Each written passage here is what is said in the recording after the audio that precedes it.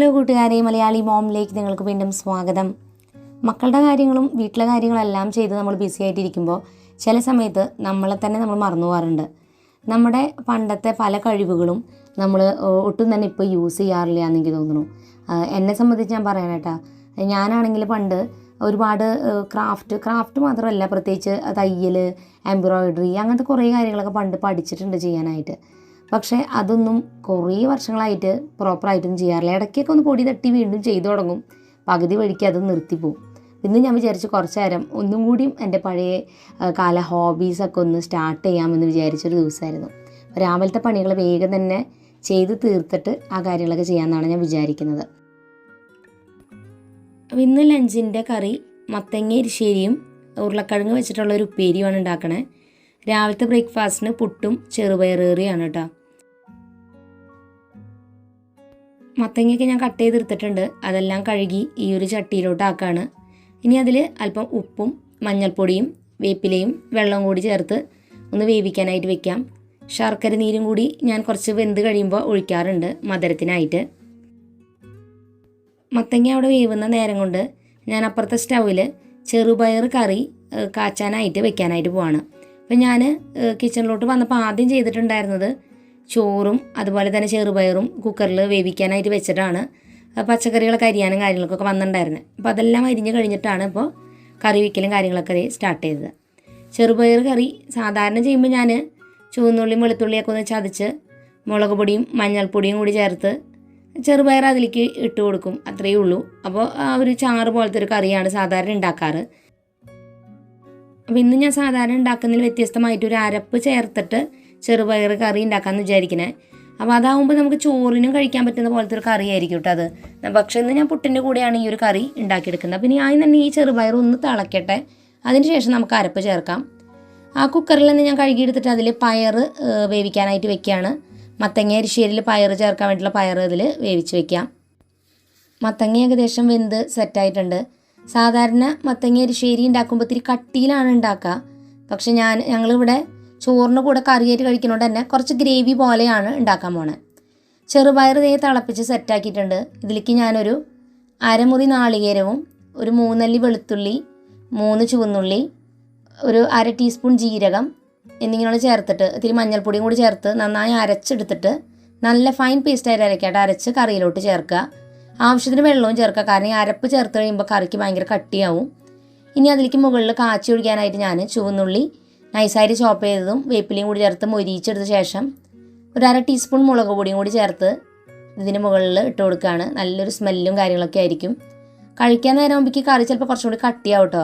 അങ്ങനെയാണെങ്കിൽ കുറച്ച് ചൂടുവെള്ളം ചേർത്ത് കൊടുക്കാവുന്നതാണ്. നല്ല ടേസ്റ്റുള്ളൊരു കറിയാണ്. ചോറിനും ഇത് നല്ല ടേസ്റ്റ് ഉണ്ടായിരിക്കും കേട്ടോ. ഇനി നമുക്ക് ഉരുളക്കിഴങ്ങ് ഉപ്പേരിക്ക് വേണ്ടിയിട്ടുള്ള ഐറ്റംസ് കട്ട് ചെയ്തെടുക്കാം. ഉപ്പേരിന്നായിരിക്കില്ല ചിലപ്പോൾ നിങ്ങൾ പറയേണ്ടാവുക, മെഴുക്ക് പുരട്ടിന്നാവും. ഞങ്ങളിവിടെ എല്ലാത്തിനും ഉപ്പേരിന്നാട്ടോ പറയാം, അല്ലെങ്കിൽ തോരൻ എന്ന് പറയുന്നവരുണ്ടാവില്ലേ. പല സ്ഥലത്തും പല കാര്യങ്ങൾക്കും പല പേരുകളാണ്. അപ്പോൾ ഇവിടെ തൃശ്ശൂർ പറയുന്നത് എല്ലാത്തിനും ഉപ്പേരിന്നാണ് കേട്ടോ. ഞാൻ എന്തായാലും ഉരുളക്കിഴങ്ങെല്ലാം അരിഞ്ഞ് അവിടെ വെച്ചിട്ടുണ്ട്. അപ്പോൾ ആ നേരം കൊണ്ട് മത്തങ്ങയൊക്കെ വെന്ത് സെറ്റായിട്ടുണ്ട്.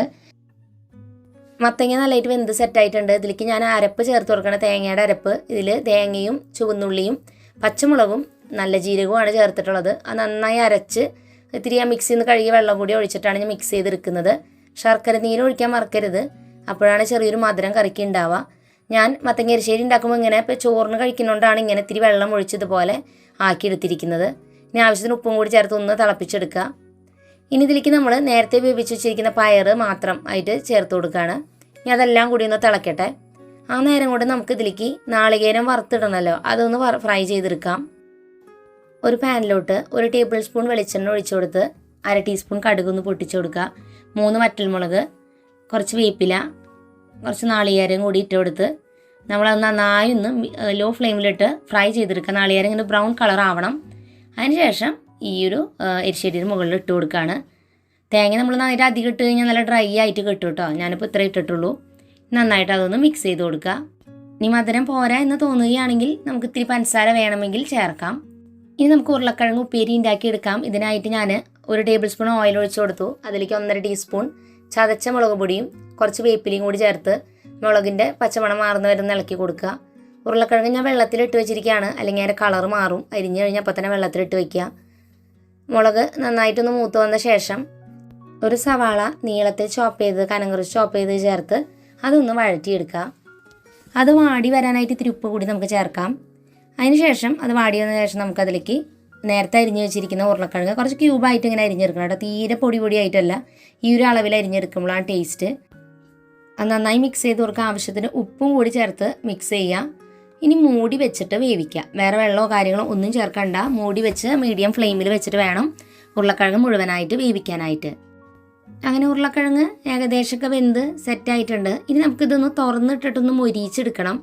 അപ്പോഴാണ് അത് കുറച്ചും കൂടി ടേസ്റ്റ് ആയിരിക്കുക. നമുക്ക് ലാസ്റ്റ് വേണമെങ്കിൽ ഇതിൽ ഒരു 1/2 ടീസ്പൂൺ മുളക് പൊടിയും ഒരു 1/2 ടീസ്പൂൺ ഗരം മസാലയും കൂടി ചേർത്ത് നന്നായി മിക്സ് ചെയ്തൊന്ന് മൊരിച്ചെടുക്കാം. അരികിലൊക്കെ ഒരു ഇത്തിരി ബ്ലാക്ക് കളർ പോലെ ആവും. അപ്പോൾ അതുവരെ നമുക്ക് മൊരിക്കാം.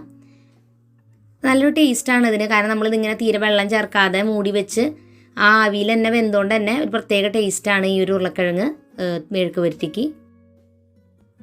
അങ്ങനെ നമ്മുടെ ചോറും ഉച്ചയ്ക്കുള്ള കറികളും രാവിലെ ബ്രേക്ക്ഫാസ്റ്റിൻ്റെ ഐറ്റംസും എല്ലാം തന്നെ സെറ്റായിട്ടുണ്ട്. സമയം ഏകദേശം 8:15 ഇനി ഞാൻ വേഗം തന്നെ ബ്രേക്ക്ഫാസ്റ്റ് കഴിക്കട്ടെ. അങ്ങനെ നമുക്കിനി രാവിലത്തെ ബ്രേക്ക്ഫാസ്റ്റ് കഴിക്കാം. ഞാൻ പരമാവധി രാവിലെ മക്കളുടെ കൂടെ തന്നെ കഴിക്കാനായിട്ട് നോക്കാറ്. ചിലപ്പോൾ ഞാൻ എൻ്റെ പണികൾ കഴിഞ്ഞിട്ടില്ലെങ്കിൽ ചേട്ടനായിരിക്കും അവരുടെ കൂടെ ഇരിക്കുക. കാരണം ഇവർ ഏകദേശം ഒരു 8:15 കഴിയുമ്പോൾ ബ്രേക്ക്ഫാസ്റ്റ് കഴിക്കണാണ്. അത്രയും നേരത്തെ എൻ്റെ എല്ലാ പണികൾ കഴിഞ്ഞാൽ പിന്നെ ഞാൻ അവരുടെ കൂടെ തന്നെ ഇരിക്കും. ഇല്ല എന്തെങ്കിലും കഴിഞ്ഞിട്ടില്ലെങ്കിൽ ഞാൻ പിന്നെ അതിൻ്റെ തിരക്കിലായിരിക്കും. എന്തായാലും ഞാനിനി മോളുടെ ലഞ്ച് ബോക്സ് നിറയ്ക്കുകയാണ്. അപ്പോൾ 9ാം ക്ലാസ്സിലാണ് മോള്. അപ്പോൾ അവൾ 8ാം ക്ലാസ് വരെ സ്കൂളിൽ നിന്നാണ് ഫുഡ് കഴിച്ചിരുന്നത്. 9ാം ക്ലാസ്സിലായാൽ പിന്നെ നമ്മൾ വീട്ടിൽ നിന്ന് ഭക്ഷണം കൊണ്ടുപോകണം. ചെറിയ മോള് സ്കൂളിൽ നിന്ന് തന്നെ കഴിച്ചോളും. മൂത്ത മോൾക്ക് മാത്രമാണ് ഞാൻ ടിഫിൻ റെഡിയാക്കി വെക്കുന്നത്. ചിലർ ചോദിച്ചിരുന്നു ഈ ടിഫിൻ ബോക്സും കറിപ്പാത്രമൊക്കെ എങ്ങനെയുണ്ടായിരുന്നു. ഞാൻ ഈ കൊല്ലം പുതിയതായിട്ട് മേടിച്ചതാണല്ലോ. അപ്പോൾ ടിഫിൻ ബോക്സ് ഇപ്പോൾ ഇതുവരെ കുഴപ്പമൊന്നും തോന്നണില്ല. ഇനി എന്തെങ്കിലും കാര്യങ്ങളുണ്ടെങ്കിൽ ഞാൻ വഴി ഉപയോഗിച്ച ശേഷം പറയാം. കറിപ്പാത്രം ആയാലും ഒക്കെ നല്ല കറക്റ്റായിട്ട് കൊണ്ടുപോകാൻ പറ്റുന്നുണ്ട്. അങ്ങനെ അവർ രണ്ടുപേരും ക്ലാസ്സിലോട്ട് പോവാണ്. ചിലർ ചോദിച്ചിരുന്നു ഇവർ സ്റ്റേറ്റ് സിലബസ് ആണോ പഠിക്കുന്നതെന്ന്. അതെ, ഇവർ ആദ്യമേ മുതൽ സ്റ്റേറ്റ് സിലബസിലാണ് പഠിക്കുന്നത്. അങ്ങനെ മക്കൾ രണ്ടുപേരും ക്ലാസ്സിലോട്ട് പോയി കഴിഞ്ഞപ്പോൾ ഇന്ന് ഞാൻ എൻ്റെ ഫോൺ ചെക്ക് ചെയ്തപ്പോൾ പ്രധാനമായിട്ട് നോക്കിയിട്ടുണ്ടായിരുന്നത് ഹാൻഡ് എംബ്രോയിഡറിനെ കുറിച്ചാണ്. അപ്പോൾ എനിക്കിങ്ങനെയാണ് കേട്ടോ, കുറച്ച് കാലം കഴിയുമ്പോൾ ഞാൻ പണ്ട് ചെയ്തിരുന്ന ചില കാര്യങ്ങളൊക്കെ എനിക്കിങ്ങനെ ഓർമ്മ വരും. അപ്പോൾ ഞാൻ വിചാരിക്കും അന്ന് അത് ചെയ്യാമെന്ന്. അത് ചെയ്ത് തുടങ്ങി പകുതിക്ക് വെച്ച് നിർത്തി അത് എടുത്ത് വയ്ക്കും. അതാണ് പതിവ്. ഇന്ന് ഞാൻ നോക്കിക്കൊണ്ടിരിക്കുന്നത് ഹാൻഡ് എംബ്രോയിഡറിനെ കുറിച്ചാണ്. അപ്പോൾ ഹാൻഡ് എംബ്രോയിഡറി ഞാൻ പണ്ട് എൻ്റെ ഓർമ്മയിൽ ഒരു 10ാം ക്ലാസ്സിൽ പഠിക്കുമ്പോഴാണ് ഞാൻ പഠിച്ചിട്ടുണ്ടായിരുന്നത്. ഇപ്പോൾ വെക്കേഷൻ ടൈമിൽ ആ സമയത്തൊക്കെ ഞാൻ നന്നായി ചെയ്തിരുന്നു കേട്ടോ. അത് കഴിഞ്ഞ് പിന്നെ അത് നിർത്തിയിട്ട് പിന്നെ ലോക്ക്ഡൗൺ സമയത്താണ് ഞാൻ വീണ്ടും എൻ്റെ എംബ്രോയിഡറി ഒക്കെ ഞാൻ പഠിച്ചാൽ ഒന്ന് വീണ്ടും പഠിക്കാമെന്ന് വിചാരിച്ച് വീഡിയോസൊക്കെ നോക്കി ഒന്നും കൂടി അത് ചെയ്തു തുടങ്ങിയത്. പക്ഷേ ചെയ്ത് പകുതി എത്തിയപ്പോൾ അപ്പോഴും ഞാൻ നിർത്തി. അപ്പോൾ ഇന്ന് ഞാൻ വിചാരിച്ചു എന്തായാലും അത് പ്രോപ്പറായിട്ടൊന്ന് ചെയ്യാം, ഒന്ന് കംപ്ലീറ്റ് ചെയ്ത് എല്ലാ സ്റ്റിച്ചുകളും ചെയ്ത് നോക്കണം എന്നൊക്കെ വിചാരിച്ചൊരു ദിവസമായിരുന്നു. ഞാൻ ഫോണിൽ കുറച്ച് വീഡിയോസൊക്കെ എടുത്ത് സേവ് ചെയ്ത് വെച്ച ശേഷം വേഗം പോയി വീടൊക്കെ അടിച്ച് വാരി ഇടാമെന്ന് വിചാരിച്ചു. അത് കഴിഞ്ഞ് ഒന്ന് കുളിച്ച് ഫ്രഷ് ആയിട്ട് വേണം ഈ എംബ്രോയിഡറി ഒന്ന് സ്റ്റാർട്ട് ചെയ്യാൻ. അപ്പോൾ ഞാൻ ചെറുപ്പത്തിൽ കുറേയധികം കാര്യങ്ങളൊക്കെ ഇങ്ങനെ ചെയ്ത് പഠിച്ചിട്ടുണ്ട് കേട്ടോ. ഒന്നിനും പെർഫെക്ഷൻ ഒന്നും ഇല്ല, എന്നാലും കുറേ പഠിച്ചിട്ടുണ്ട്. കുറേ കാര്യങ്ങൾ തയ്യൽ പഠിച്ചിട്ടുണ്ട്, ഫാബ്രിക് പെയിൻറ്റിങ്, അതുപോലെ തന്നെ glass painting, jewellery making, clay modelling, ഇങ്ങനെ കുറേ സംഭവങ്ങൾ ഇങ്ങനെ പഠിക്കാൻ നോക്കിയിട്ടുണ്ട്. പഠിക്കാൻ ഭയങ്കര ഇഷ്ടമായിരുന്നു. അപ്പോൾ ഇതൊന്നും വലിയ പെർഫെക്ഷൻ ഇല്ലെങ്കിൽ പോലും ബോറടി മാറ്റാൻ ഏറ്റവും നല്ല മാർഗ്ഗം അന്ന് ഇങ്ങനത്തെ കാര്യങ്ങളൊക്കെ പഠിക്കലായിരുന്നു. ഇന്ന് ഫോൺ വന്നേ പിന്നെ ബോറടി എന്ന് പറഞ്ഞൊരു കാര്യമില്ല. കാരണം ബോറടിച്ചാൽ അപ്പോൾ ഫോൺ എടുക്കും. പക്ഷെ അന്നൊന്നും ഫോണില്ലാത്തതുകൊണ്ട് തന്നെ എന്ത് ചെയ്യുമെന്നറിയാത്തതുകൊണ്ട് ഇങ്ങനെയുള്ള കുറേ കാര്യങ്ങൾ ട്രൈ ഔട്ട് ചെയ്യാൻ പറ്റി. അപ്പം ഇങ്ങനെയുള്ള കാര്യങ്ങൾ നമ്മൾ ചെയ്യുമ്പില്ലേ നമുക്ക് ഭയങ്കര ക്ഷമയും കോൺസെൻട്രേഷനൊക്കെ നല്ലതായിട്ട് കിട്ടും കേട്ടോ. അതുപോലെ തന്നെ സ്ട്രെസ്സ് കുറയാൻ ഏറ്റവും നല്ല മാർഗ്ഗമാണ് ഇങ്ങനത്തെ കാര്യങ്ങൾ ട്രൈ ചെയ്യുക എന്നുള്ളത്. അപ്പോൾ ഇപ്പോഴും അതെ, ഇപ്പോൾ ഒരു പ്രോബ്ലം എന്താണെന്ന് വെച്ചാൽ നമുക്ക് പഴയ കോൺസെൻട്രേഷനും കാര്യങ്ങളും ഇല്ല. കാരണം ഫോൺ നമ്മൾ യൂസ് ചെയ്ത് നമുക്ക് അത്രയും ക്ഷമയില്ല. നമുക്ക് ഇറിറ്റേഷൻ വരും. പെട്ടെന്ന് അങ്ങോട്ട് വേഗം വീഡിയോസൊക്കെ കണ്ടില്ല, നമ്മൾ പെട്ടെന്ന് കണ്ടു തീർക്കുന്നപ്പോൾ ഷോർട്ട് വീഡിയോസാണ് നമുക്ക് ഏറ്റവും കൂടുതൽ ഇഷ്ടം.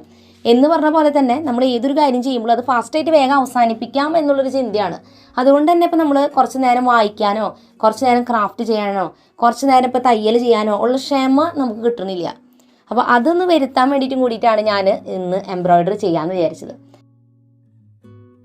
അങ്ങനെ ഞാൻ ഫ്രഷ് ആയിട്ടൊക്കെ വന്നു. എൻ്റെ പണികൾ കഴിഞ്ഞ കാരണം സ്വസ്ഥമായിട്ട് ഇരുന്ന് ചെയ്യാമെന്ന് വിചാരിക്കുന്നു. ഇതിൻ്റെ ഇടയിൽ വേറെ കാര്യങ്ങളൊന്നും വന്നില്ലെങ്കിൽ ഇന്ന് എനിക്ക് ഈ കാര്യം കറക്റ്റ് ചെയ്യാൻ പറ്റും. പണ്ടൊന്നും നമുക്ക് വലിയ ഉത്തരവാദിത്തങ്ങളില്ല, അപ്പോൾ നമുക്ക് സമാധാനമായിട്ട് ഇതൊക്കെ ചെയ്യാം. പക്ഷെ ഇപ്പം അങ്ങനെയല്ല, നമുക്ക് കുറേ റെസ്പോൺസിബിലിറ്റി ഉണ്ട്. ഒരു കാര്യം ചെയ്യാതിരിക്കുമ്പോഴേക്കും എന്തെങ്കിലും തിരക്ക് വന്നാൽ അത് നമുക്ക് ചെയ്യാൻ പറ്റാണ്ടാവും. എന്തായാലും ഞാൻ ആദ്യം തന്നെ വീഡിയോസ് എടുത്തിട്ട് കുറച്ച് സ്റ്റിച്ചുകളും കാര്യങ്ങളൊക്കെ ഒന്ന് നോക്കി പഠിച്ചു. കുറച്ചൊക്കെ എനിക്ക് ഓർമ്മയുണ്ടായിരുന്നു തുടക്കത്തിലൊക്കെ പഠിച്ചിട്ടുള്ളത്. അവസാനത്തെ സ്റ്റിച്ചൊക്കെ ഞാൻ മറന്നുപോയിട്ടോ. എൻ്റെ ഒരു ഓർമ്മയിൽ ഒരു 10-30 മോഡൽ സ്റ്റിച്ചുകൾ, 30 പോരാ അതിൽ കൂടുതൽ മോഡൽ സ്റ്റിച്ചുകൾ വരുന്നുണ്ട് എംബ്രോയിഡറിയിൽ. ആദ്യം തന്നെ നമുക്ക് ബേസിക് ആയിട്ടുള്ള 3 ഞാൻ ചെയ്യാൻ പോണത്. റണ്ണിങ് സ്റ്റിച്ചും ബാക്ക് സ്റ്റിച്ചും ചെയിൻ സ്റ്റിച്ചും. ഇതെനിക്ക് നല്ല ഓർമ്മയുണ്ട് കേട്ടോ. ബാക്കിയൊക്കെ ഞാൻ അങ്ങനെ മറന്നു തുടങ്ങി. ഞാൻ തുണിയിൽ ആദ്യം തന്നെ കുറേ ലൈൻസ് ഇങ്ങനെ വരച്ചിട്ട് കണ്ടില്ലേ, കുറച്ച് ഗ്യാപ്പ് ഇട്ടിട്ട് അതിൻ്റെ നേരെ പേരുകൾ എഴുതാം. പിന്നെ നമുക്ക് വേണ്ടത് റിംഗ് ആണ്, എംബ്രോയിഡറി റിംഗ്. അത് പല അളവിൽ വരുന്നുണ്ട്. ഇത് ഇത്തിരി വലിയ അളവാണ് എടുത്തിരിക്കുന്നത്. അതിൽ 3 അളവുള്ളത്, ഈ ഒരു അളവും പിന്നെ ഇതിൻ്റെ തൊട്ട് താഴെയുള്ള 2 സൈസുള്ള. അപ്പോൾ എടുക്കുമ്പോൾ നമ്മൾ ഇത്തിരി വലിയൊരു വെള്ള തുണി, കോട്ടൻ്റെ വെള്ള തുണിയാണ് എടുത്തിരിക്കുന്നത്. നമ്മൾ ഷിമ്മിയൊക്കെ തയ്ക്കാൻ വാങ്ങുന്ന തുണിയില്ല, അതായാലും മതി. പിന്നെ ഇങ്ങനത്തെ ത്രെഡാണ് എംബ്രോയിഡറിക്ക് വേണ്ടി ഉപയോഗിക്കാൻ നിങ്ങൾക്ക് അറിയാമെന്ന് ഞാൻ വിചാരിക്കുന്നു. ഇതുകൊണ്ട് ചെയ്താലാണ് കേട്ടോ ഭംഗി ഉണ്ടാവുക, സാധാരണ നൂല് വെച്ച് ചെയ്യണേലും. ഇതിൽ 6 ഇഴകളുണ്ട്. അതിലൊരു 3 ഇഴയൊക്കെ നമുക്ക് എടുത്തിട്ട് ഇങ്ങനെ തുന്നുമ്പോൾ അത്യാവശ്യം ഒരു തിക്നെസ് കിട്ടും. തിക്നെസ് കൂടുതൽ വേണമെങ്കിൽ ഇഴകൾ കൂടുതൽ എടുക്കാം. ഞാൻ എന്തായാലും 3 ഇഴയാണ് എടുത്തിട്ടുള്ളത്. 3 ഇഴ നമ്മൾ അതിൽ നിന്ന് ആവശ്യമുള്ളത് വിടിയിപ്പിച്ചെടുത്തിട്ട് കട്ട് ചെയ്തെടുക്കുക. സൂചി നമുക്ക് ആവശ്യമുള്ള അളവ് നോക്കിയിട്ട് നമ്മുടെ തുണിയുടെ അനുസരിച്ച് സൂചി നമ്മൾ ഇതിൽ നിന്ന് സെലക്ട് ചെയ്തിട്ട് എടുക്കുക. ഇനി സൂചി കോർത്തെടുത്ത് നമുക്ക് തുന്നൽ ആരംഭിക്കാം. അപ്പോൾ സൂചി കോർക്കാൻ നിങ്ങൾക്ക് ബുദ്ധിമുട്ടുണ്ടെങ്കിൽ നീഡിൽ ത്രെഡർ എന്ന് പറഞ്ഞിട്ട് സംഭവം മേടിക്കാൻ കിട്ടും. അത് വെച്ചിട്ട് സൂചി കൂടെ നൂല് കടത്താനായിട്ട് പറ്റും. നമ്മൾ ഏജ് കൂടുന്തോറും നമുക്കിതൊക്കെ സൂചി കോർക്കാനും ഒക്കെ ബുദ്ധിമുട്ടായിരിക്കും. ഞാൻ പണ്ടില്ല ഒരു കോമ്പറ്റീഷൻ ഉണ്ടായിരുന്നു, സൂചി കോർക്കൽ മത്സരം. അതിനെപ്പോഴും എനിക്ക് ഫസ്റ്റ് കിട്ടാറുണ്ട് കേട്ടോ. എനിക്ക് ഭയങ്കര ഇഷ്ടമായിരുന്നു ആ ഒരു മത്സരം. അങ്ങനെ ഞാൻ നമ്മുടെ ഫസ്റ്റത്തെ സ്റ്റിച്ചായിട്ടുള്ള റണ്ണിങ് സ്റ്റിച്ചാണ് ചെയ്യുന്നത്. ഇത് ഏറ്റവും ഈസിയസ്റ്റ് വണ്ണാണ്. അപ്പോൾ ഇത് ജസ്റ്റ് ഇങ്ങനെ സൂചി മുകളിലോട്ട് കുത്തിയെടുക്കുക, കുറച്ച് ഗ്യാപ്പ് ഇട്ടിട്ട് അടുത്തൊരു സ്ഥലത്ത് കൂട്ടുക, താഴത്തോട്ട് എടുക്കുക. നമുക്ക് എത്രത്തോളം നീളം വേണം സ്റ്റിച്ചിന് അത്രത്തോളം അകലം നമ്മൾ നീക്കി കുത്തി കൊടുക്കുക, അത്രേ ഉള്ളൂ. അപ്പം ഞാൻ തുന്നി കാണിക്കുന്നത് ചിലപ്പോൾ നിങ്ങൾക്ക് അത്രയാണ് മനസ്സിലാവണമെന്നില്ല. ഞാൻ അങ്ങനെ പഠിപ്പിക്കുന്ന ആളൊന്നുമല്ലല്ലോ. പക്ഷെ നമ്മൾ യൂട്യൂബിൽ വീഡിയോ നോക്കിക്കഴിഞ്ഞാൽ എക്സാക്റ്റ് അവർ ചെയ്യുന്നത് നോക്കി നമുക്ക് പഠിക്കാം. പിന്നെ ഹാൻഡ് എംബ്രോയിഡറി ചെയ്യാനില്ലേ, നമുക്ക് ആർക്ക് വേണമെങ്കിലും പറ്റും കേട്ടോ. സൂചി നൂലെടുത്ത് കോർത്തെടുത്തുക, ഇതുപോലെ എളുപ്പത്തിൽ നമുക്ക് ബേസിക് ആയിട്ടുള്ള സ്റ്റിച്ചൊക്കെ വെച്ച് നമുക്ക് എളുപ്പത്തിൽ തയ്ക്കാം. കുറച്ച് ക്ഷമയും കോൺസെൻട്രേഷനും ഉണ്ടായാൽ മതി. പലപ്പോഴും നമുക്ക് ഇങ്ങനത്തെ കാര്യങ്ങളൊക്കെ ചെയ്യുമ്പോൾ ക്ഷമ ഇല്ലാവില്ല. നമുക്ക് കുറച്ച് കഴിയുമ്പോൾ ദേഷ്യം വരും, ചെറിയ ചെറിയ കാര്യമൊക്കെ മിസ്റ്റേക്ക് വരുമ്പോൾ. പക്ഷെ അത് ഓവർകം ചെയ്ത് ചെയ്യുമ്പോഴാണ് നമുക്ക് ആ കോൺസെൻട്രേഷനും ക്ഷമയും ഒക്കെ കിട്ടണത്. അപ്പോൾ അതുകൊണ്ട് നിങ്ങൾ എന്തായാലും നിങ്ങൾ ആദ്യമായിട്ട് ചെയ്യണമെന്നുണ്ടെങ്കിൽ ഒരു വട്ടം ഒന്ന് മേടിച്ച് ഇതൊക്കെ ഒന്ന് ട്രൈ ചെയ്ത് നോക്കും. നിസ്സാര വില വരുന്നുള്ള ഒരു റിങ്ങിനും എംബ്രോയിഡറി നൂലും സൂചിക്കും. അപ്പോൾ ഇതൊന്ന് മേടിച്ചിട്ട് അതിൽ ബേസിക് ആയിട്ടുള്ള സ്റ്റിച്ച് ഒന്ന് നോക്കി പഠിക്കാം. അപ്പോൾ ഞാൻ അകത്തിരുന്നിട്ടാണ് ആദ്യം ചെയ്തത്. പക്ഷേ അവിടെ ഇരുന്ന് ചെയ്യുമ്പോൾ ഒരു സുഖം ഉണ്ടായിരുന്നില്ല. അപ്പോൾ ഞാൻ പുറത്തോട്ട് വന്നു. പുറത്തിരുന്ന് അത്യാവശ്യം നല്ല വെളിച്ചവും കാര്യങ്ങളൊക്കെ ഉണ്ട്. പിന്നെ ഇതിങ്ങനെ ചെയ്തിരിക്കാമല്ലോ, പ്രത്യേക ഒരു സുഖം കേട്ടോ. നമ്മുടെ മൈൻഡ് ഇങ്ങനെ അതിലിങ്ങനെ മുഴുകിയിരിക്കും. ഓരോ തുന്നലും ഇങ്ങനെ തയ്ച്ച് പോകുമ്പോൾ ഒരു പ്രത്യേക സന്തോഷമാണ്. അപ്പോൾ ഇത് ഭയങ്കര ഈസി ആയിട്ടുള്ള ഒരു തുന്നലായിരുന്നു റണ്ണിങ് സ്റ്റിച്ച് എന്ന് പറയുന്നത്. പക്ഷേ അതുപോലും നല്ല പെർഫെക്റ്റ് ആയിട്ട് ചെയ്യുമ്പോൾ നല്ല ഭംഗിയായിരിക്കും. ഞാൻ ചെയ്തേക്കുന്നത് അത്ര പെർഫെക്റ്റ് ഒന്നല്ല, അകലങ്ങളൊക്കെ കുറച്ച് മിസ്റ്റേക്ക് ഉണ്ട്. പക്ഷെ നമ്മൾ ഓരോ വട്ടം ചെയ്യും തോറുമില്ലേ, പ്രാക്ടീസ് കൂടുമ്പോൾ നമ്മൾ ചെയ്യുന്നത് നല്ല പെർഫെക്ഷൻ ആവും. ഇതിപ്പോൾ ഞാൻ ചെയ്യുമ്പോൾ ആദ്യമായിട്ട് ചെയ്യുന്ന പോലത്തെ ഒരു ഫീലിലപ്പോൾ ചെയ്യണേ. കാരണം ഇത്രയും നാൾ കഴിഞ്ഞ് നമ്മൾ ചെയ്യുമ്പോൾ നമ്മൾ അതിൻ്റെ ആ ഒരു ഇതൊക്കെ മറക്കും. ഇങ്ങനെയാണ് നമ്മൾ നൂല് പിടിച്ചെടുത്തത് കേട്ടോ. 6 ഇഴയുള്ള ഇതിൽ നിന്ന് ഞാൻ 3 നൂലിൻ്റെ പീസ് പിടിച്ചെടുത്തിട്ടാണ് ഈ ഒരു സൂചി കോർത്തെടുക്കുന്നത്. അടുത്ത സ്റ്റിച്ചിൻ്റെ പേരാണ് ബാക്ക് സ്റ്റിച്ച്. പേര് സൂചിപ്പിക്കുന്ന പോലെ ഇത് ബാക്കിലോട്ട് ഇങ്ങനെ സ്റ്റിച്ച് ചെയ്യുന്ന മോഡലാണ്. അപ്പോൾ റണ്ണിങ് സ്റ്റിച്ച് എന്ന് പറഞ്ഞാൽ നേരെ ഇങ്ങനെ ഓടി പോണ പോലെ സ്റ്റിച്ച് ചെയ്തേ. ബാക്ക് സ്റ്റിച്ച് എന്ന് പറയുന്നത് നമ്മൾ കുത്തിയെടുക്കണം ആദ്യം, കുറച്ച് നീക്കിയിട്ട് അത് കഴിഞ്ഞ് ബാക്കിലോട്ടാണ് കുത്തണത്. കണ്ടില്ലേ, ഈ കാണുന്ന രീതിയിലാണ് നമ്മൾ തുന്നി എടുക്കണത് ബാക്ക് സ്റ്റിച്ച്. അപ്പോൾ ഞാനിനി അതേപോലെ തന്നെ ഞാൻ തുന്നിയെടുക്കുകയാണ്. ഞാനല്ലാതെ ഇങ്ങനെ വേറെ കളറിലുള്ള നൂലുകളോടൊക്കെ ഇങ്ങനെ തുന്നിയെടുക്കുകയാണ് കേട്ടോ. നല്ല രസമാണ് ഇങ്ങനെ തുന്നൽ ചെയ്യാനായിട്ട്. ഇനി ഈ തുന്നലൊക്കെ നമുക്ക് പഠിച്ചു കഴിഞ്ഞാൽ നമുക്ക് ഏതെങ്കിലും ഉടുപ്പുകൾമയോ അല്ലെങ്കിൽ ടവൽമയോ ബെഡ്ഷീറ്റുമോ ഒക്കെ ഇങ്ങനെ ഡിസൈൻ ചെയ്യാം കേട്ടോ. ഏറ്റവും ഈസി ടവൽമ ചെയ്യാനാ, ഹാൻഡ് കർച്ചീഫ് ഉണ്ടല്ലോ അതുമ ചെയ്യാനാ. കാരണം അത് കുറച്ച് ഏരിയ ചെയ്താൽ മതി. ആ ബെഡ്ഷീറ്റുമൊക്കെ ചെയ്യണമെങ്കിൽ ഒക്കെ കുറേ ചെയ്യണം. അത്രയും ക്ഷമയൊക്കെ ഉണ്ടെങ്കിൽ ചെയ്യാം കേട്ടോ. എനിക്ക് അത്ര വലിയ ക്ഷമയില്ല. അപ്പോൾ അതുകൊണ്ട് ഞാൻ എന്തായാലും ഇതിലിങ്ങനെ ചെയ്ത് പഠിക്കാം. ഞാൻ അത്രയും ഉദ്ദേശിക്കുന്നുള്ളൂ, അല്ലാതെ വേറെ കുറേ ഡ്രസ്സും ഇന്ന് ചെയ്യാൻ വേണ്ടിയിട്ടല്ല. എനിക്കൊരു സന്തോഷത്തിന് വേണ്ടിയിട്ടാണ് ഞാനത് ചെയ്ത് നോക്കുന്നത്. അങ്ങനെ ബാക്ക് സ്റ്റിച്ച് ഈ കാണുന്ന രീതിയിൽ നമ്മൾ തുന്നി എടുത്തിട്ടുണ്ട്. നൂല് കുറച്ചും കൂടി കട്ടിയിലെടുക്കുകയാണെങ്കിൽ കുറച്ചും കൂടി ഭംഗിയുണ്ടാവും കേട്ടോ കാണാനായിട്ട്. ഇങ്ങനത്തെ കാര്യങ്ങളൊക്കെ ചെയ്യുന്ന സമയത്ത് ഏതെങ്കിലും പഴയകാല പാട്ടുകൾ വെച്ചിട്ടിരിക്കുക. അപ്പോൾ നല്ല രസമായിരിക്കും. ആ പാട്ടും പുറത്തിരുന്നത് ഇങ്ങനെ ചെയ്യുമ്പോൾ ഒരു പ്രത്യേക വൈബാണ്. ഇനി ഞാൻ അടുത്ത സ്റ്റിച്ച് ചെയ്യാൻ പോകുന്നത് ചെയിൻ സ്റ്റിച്ചാണ്. എൻ്റെ ഏറ്റവും ഫേവറേറ്റ് ആയിട്ടുള്ള സ്റ്റിച്ചാണ്. അതെനിക്ക് ഭയങ്കര ഇഷ്ടം അത് തുന്നുമ്പോൾ കേട്ടോ. ഇതിൻ്റെ പേര് സൂചിപ്പിക്കുന്ന പോലെ തന്നെ ചെയിൻ സ്റ്റിച്ചാണ്. ചെയിൻ പോലെ ഇരിക്കും, ചങ്ങല പോലെ ഇരിക്കുന്ന രീതിയിലാണ് ഈ സ്റ്റിച്ച് തയ്ക്കുന്നത്. സൂചി അതിങ്ങനെ കുത്തിയെടുത്തിട്ട് ഒന്നിങ്ങനെ സൂചി ഒന്ന് ചുറ്റി കൊടുക്കുമ്പോൾ അതിങ്ങനെ അത് കഴിഞ്ഞ് ഉള്ളിൽ നിന്ന് ഇങ്ങനെ പുറത്തോട്ട് വലിക്കും. വീണ്ടും സെയിം സംഭവം തന്നെ. സൂചി ആദ്യം ഇങ്ങനെ കുത്തിയെടുക്കും, അത് കഴിഞ്ഞ് നമ്മുടെ സൂചിൻ്റെ ചുറ്റും ഈ നൂലിങ്ങനെ ചുറ്റി കൊടുക്കും. അത് കഴിഞ്ഞ് ഇങ്ങനെ വലിക്കും. ഇത്രയേ ഉള്ളൂ. ഇത് വെച്ചിട്ടൊക്കെ നമുക്ക് പല പൂക്കളും അങ്ങനത്തെയൊക്കെ ഡിസൈൻ ചെയ്യാം. അതേപോലത്തൊക്കെ ചെയ്യാനായിട്ട് നല്ല ഭംഗിയായിരിക്കും. നിങ്ങളിനി ഡ്രസ്സുകളൊക്കെ എടുക്കുമ്പോൾ ഈ തുന്നലുകളൊക്കെ കാണുമ്പോൾ ഒന്ന് നോക്ക്. എന്നിട്ട് നോക്ക് ഇത് റണ്ണിങ് സ്റ്റിച്ചാണോ, ചെയിൻ സ്റ്റിച്ചാണോ, അല്ലെങ്കിൽ ബാക്ക് സ്റ്റിച്ചാണോ എന്നൊക്കെ കേട്ടോ. അപ്പോൾ ഇനിയും കുറേ സ്റ്റിച്ചുകളുണ്ട് കേട്ടോ. സ്റ്റെം സ്റ്റിച്ച്, അതുപോലെ ബുള്ളിയൻ, അങ്ങനെ കുറേ ഉണ്ട്. എനിക്ക് പക്ഷേ ഇത് മാത്രമേ ഇപ്പോൾ ഓർമ്മ വരണുള്ളൂ. അതുകൊണ്ടാണ് ഇപ്പോൾ ആദ്യം ഞാനിത് ചെയ്യുന്നത്. ഇനി ഞാൻ വഴിയെ ഓരോന്ന് ഇങ്ങനെ ചെയ്യുമ്പോൾ ഞാൻ വീഡിയോയിൽ ഫ്രീ കിട്ടുമ്പോൾ കാണിക്കാം. ഞാൻ പകുതിക്ക് വെച്ച് നിർത്തിയിട്ടില്ലെങ്കിൽ ഞാൻ എന്തായാലും കാണിക്കും. അപ്പോൾ അതുകൊണ്ട് നമുക്ക് നോക്കാം. അപ്പോൾ ഇത്രത്തോളമൊക്കെ തയ്ച്ച് വന്നപ്പോഴേക്കും എനിക്ക് കഴുത്തും കൈയൊക്കെ അത്യാവശ്യം വേദന എടുത്തു തുടങ്ങി. കാരണം നമ്മൾ ഇങ്ങനത്തെ ചെയ്യാത്തത് കൊണ്ട് ഇപ്പോൾ ചെയ്യാൻ തുടങ്ങുമ്പോൾ ഇങ്ങനത്തെ കാര്യങ്ങൾ നമ്മൾ ഭയങ്കര ശ്രദ്ധിച്ചിട്ടല്ലേ ചെയ്യണം. കണ്ണും ഒക്കെ മനസ്സും എല്ലാം അതിലേക്ക് ഭയങ്കര കോൺസെൻട്രേഷൻ ആകുമ്പോൾ നമ്മൾ ചെയ്യുമ്പോൾ നമുക്ക് കഴുത്ത് വേനയും കൈ വേനയൊക്കെ കുറച്ച് എടുക്കും കേട്ടോ. അപ്പോൾ എന്തായാലും ഞാൻ ഇന്ന് ഈ 3 സ്റ്റിച്ച് ചെയ്തിട്ട് നിർത്താണ്. എനിക്ക് ഇൻട്രസ്റ്റ് വന്നിട്ടുണ്ട്. അതുകൊണ്ട് വൈകുന്നേരം ഞാൻ ചിലപ്പോൾ പറ്റാവുന്ന ഫ്രീ കിട്ടുമ്പോൾ കുറച്ചും കൂടി ചെയ്യും. അങ്ങനെ തുന്നലൊക്കെ ചെയ്ത് കഴിഞ്ഞ് ഞാൻ വീണ്ടും ബാക്കിയുള്ള സ്റ്റിച്ചുകൾ ഏതാണെന്നൊക്കെ ഒന്ന് വീഡിയോയിൽ ഒന്ന് നോക്കിയിട്ടോ അടുത്ത ദിവസം ചെയ്ത് നോക്കാം എന്ന് വിചാരിച്ചിട്ട്. അപ്പോൾ അതൊക്കെ നോക്കി കഴിഞ്ഞപ്പോൾ ഏകദേശം ലഞ്ചിൻ്റെ ടൈം ആയിട്ടുണ്ടായിരുന്നു. അപ്പോൾ ഇന്നത്തെ ദിവസം ഇത്രത്തോളം കാര്യങ്ങളാണ് ചെയ്തിട്ടുണ്ടായിരുന്നു ഉച്ചവരെ. അപ്പോൾ ഇന്നത്തെ വീഡിയോ നിങ്ങൾക്ക് ഹെൽപ്ഫുൾ ആയി എന്ന് വിചാരിക്കുന്നു. തീർച്ചയായിട്ടും നിങ്ങളും ഇതുപോലെ എന്തെങ്കിലും കാര്യം നിങ്ങൾ പഠിച്ചിട്ടുണ്ടെങ്കിൽ അതൊന്ന് ട്രൈ ചെയ്ത് നോക്കാൻ മറക്കരുത്.